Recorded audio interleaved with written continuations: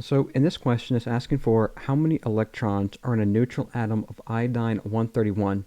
And so what you need to know for this question is the number of electrons in a neutral atom is going to equal the number of protons. And so let's write that down. We have the number of electrons that's going to be equal to the number of protons. And this only applies whenever we have a neutral atom. If it wasn't neutral, then we would go ahead and subtract the two of them, and whichever one's more, whichever one's in excess, that's going to determine the charge. So if we have like 3 more protons than electrons, then it would be a +3 charge. And if we have 3 more electrons than a protons, then it would be a -3 charge. And so for this to be neutral, the charge have to be equal to each other. The electrons and the protons have to be equal to each other.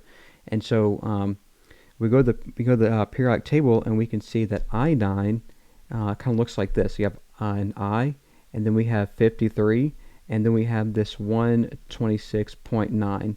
And this is what iodine looks like on the periodic table.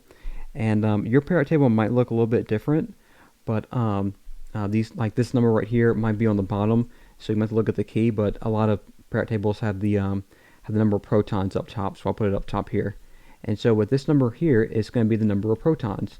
That's going to be the number of protons. And like we said, this neutral atom is going to have protons and electrons be equal to each other.